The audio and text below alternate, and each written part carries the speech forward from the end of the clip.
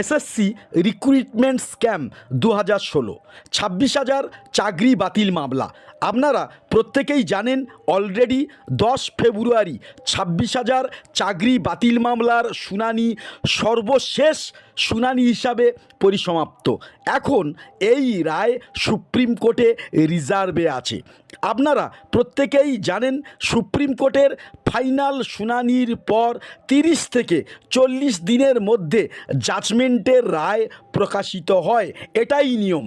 সেই দিক দিয়ে দেখলে 10 ফেব্রুয়ারি যেখানে সুপ্রিম কোর্টে প্রধান বিচারপতি সঞ্জীব খান্না ও সঞ্জয় কুমারের স্পেশাল বেঞ্চে ফাইনাল শুনানি কমপ্লিট, সেখানে 20 মার্চের পরপর এই ফাইনাল রায় প্রকাশিত হওয়ার কথা, এটাই নিয়ম। কিন্তু দুর্ভাগ্যজনকভাবে আমরা 26 মার্চ অতিক্রম করতে চলেছি। তার সত্ত্বেও এই কেসের রায় বিলম্বিত, ঠিক যেমন ডিএ মামলার করুণ পরিণতি তার সাথে এটা ম্যাচ করে যায়। তাহলে স্বাভাবিকভাবে এটাই প্রশ্ন ওটা স্বাভাবিক, ডিএ মামলার ন্যায় 26,000 চাকরি বাতিল মামলা কি ঝুলে যেতে চলেছে? এটা অনেকেরই প্রশ্ন। কারণ এক, ডিএ মামলা রায় সরকারি কর্মচারীদের দিকে যাবে, এটা একেবারেই নিশ্চিত হওয়া গেলেও কোনো এক অজানা কারণে এই কেস সুপ্রিম কোর্টে আজীবনকাল ধরে ঝুলে যেতে চলেছে। 2, 26শে মে থেকে 14ই জুলাই পর্যন্ত সুপ্রিম কোর্টে গ্রীষ্ম অবকাশজনিত আংশিক বা পূর্ণ সময়ের ছুটি থাকবে। এই সময়ের মধ্যে কিন্তু এই 26,000 চাকরি বাতিল মামলার রায় প্রকাশ হওয়ার সম্ভাবনা প্রায় নেই। 3, সঞ্জীব খান্না অবসর জ্ঞাপন করবেন 13ই মে 2025। আপনারা প্রত্যেকেই জানেন যে সঞ্জীব খান্না হলেন সুপ্রিম কোর্টের প্রধান বিচারপতি, যার এজলাসে এই 26,000 চাকরি বাতিল মামলার ফাইনাল শুনানি হয়েছেন। তিনি কিন্তু রায় রিজার্ভে রেখেছেন এবং তার অবসর জ্ঞাপনের সময় হচ্ছে 13ই মে 2025।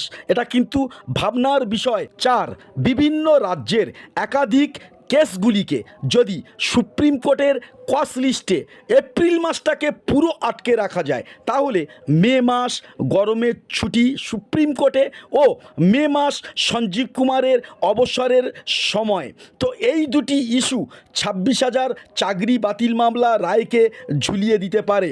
এটা অনেকের মতামত, শুধু অনেকেরই মতামত নয়, অনেক বুদ্ধিজীবীদের মতামত। তো সুপ্রিম কোর্ট এই রায় দিতে বিলম্ব করছে কারণ এই মামলা আর 2-4টি মামলার মতো নয়। কারণ এখানে একদিকে যেমন 26,000 মানুষের রুজি রোজগার ও আগামী দিনের অর্থনৈতিক জীবন, তার সঙ্গে সামাজিক সম্মানের বিষয় যেমন জড়িত, তেমনি বহু যোগ্য প্রার্থী এবং গরিব প্রার্থী যাদের টাকা দেওয়ার ক্ষমতা ছিল না, তো সেই সকল যোগ্য ক্যান্ডিডেট যারা যোগ্যতা সত্ত্বেও চাকুরি পেয়ে যেতে পারতেন, কিন্তু তারা বিভিন্ন দুর্নীতি যেমন সাদা খাতা জমা, পরীক্ষা না দিয়ে চাকরি, মার্ক ম্যানিপুলেশন, র্যাঙ্ক জ্যাম্প ইত্যাদির কারণে তারা তাদের প্রাপ্য চাকরি থেকে বঞ্চিত হয়েছেন। ফলে এদের চাকরির অধিকার প্রতিষ্ঠিত করা এটাও সুপ্রিম কোর্টের সাংবিধানিক ও নৈতিক কর্তব্যের মধ্যে পড়ে। ফলে এখানে মধ্যশিক্ষা পর্ষদ না, এখানে এসএসসিও না, এখানে সিবিআই যে তথ্য দিয়েছে সেটাই শিরোধার্য করে সুপ্রিম কোর্ট আগামী দিনে এগোতে চলেছে রায় দান করার ক্ষেত্রে এবং ফাইনাল রায়ের ক্ষেত্রে। এক্ষেত্রে এসএসসি কিন্তু ব্যাকফুটে। কেন ব্যাকফুটে সেটা এই ভিডিওতে আমি আবার ব্যাখ্যা করার চেষ্টা করছি না, পূর্ববর্তী ভিডিওতে এই বিষয়টা আমি ক্ল্যারিফাই করেছি। তো সিবিআই এর ফাইনাল রিপোর্ট ও এসএসসি এর যোগ্য অযোগ্যের হিসাব কতটা সঠিক সেটার বিষয়টা স্পষ্ট হবে ফাইনাল রায় যেদিন প্রকাশিত হবে।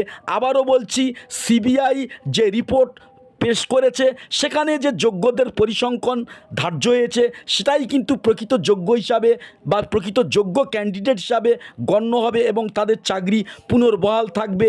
এবং যারা অযোগ্য, কারা অযোগ্য সেটা বিতর্কিত বিষয়। তো যারা অযোগ্য হবে সেই অযোগ্যের জায়গায় যোগ্যতার পরিপ্রেক্ষিতে যারা চাকরি পাননি এবং যারা রিজার্ভ প্যানেলে অন্তর্ভুক্ত তারা কিন্তু চাকরি পেতে চলেছেন, এটা কিন্তু জলের মতো পরিষ্কার। অবশ্য প্রকৃত যোগ্য যারা তাদের চাকরি সুনিশ্চিত, ফলে প্রকৃত যোগ্য নির্ধারণের জন্য এই রায়ের বিলম্বতা এবং এই রায় এত দেরিতে হচ্ছে। যেটুকু বোঝা যাচ্ছে যে সুপ্রিম কোর্ট নতুন করে রিঅ্যাসেসমেন্ট করছে, পুনরায় যোগ্যদের একটি নতুন লিস্ট প্রকাশের জন্য রাজ্যকে নির্দেশ দেবে। সিবিআইয়ের লিস্টে যোগ্য বলে যারা প্রতিপন্ন তাদের আলাদা লিস্ট প্রকাশিত হবে এবং আলাদা লিস্ট প্রকাশিত হবে, সেই লিস্টে যোগ্যদের নাম, প্রকৃত যোগ্যদের নাম উঠে আসবে এবং যোগ্যতার পরিপ্রেক্ষিতে যারা সম্ভাব্য চাকরির হকদার তাদেরও এম প্যানেল তৈরির খসড়া রচিত হবে। প্রকৃত যারা যোগ্য তারা ন্যায় বিচার পাবে, ঠিক এই কারণেই এই রায়ের বিলম্বতা। তো প্রকৃত যোগ্য ও যোগ্যতার পরিপ্রেক্ষিতে চাকরি যারা পাননি তারাও যোগ্য, এই বিচারে শেষ হাসি আপনারা হাসবেন যদি আপনি প্রকৃত যোগ্য হন বা যোগ্যতার পরিপ্রেক্ষিতে প্রকৃত আপনি চাকরি থেকে বঞ্চিত হন। নীরবতা পালন করে চূড়ান্ত রায়ের জন্যে অপেক্ষা করুন, এটাই হচ্ছে সবচেয়ে বুদ্ধিমানের কাজ। তো পরবর্তী আপডেট এলে সবার আগে সে আপডেট পেতে আমাদের চ্যানেলটি সাবস্ক্রাইব করে রাখুন। নমস্কার।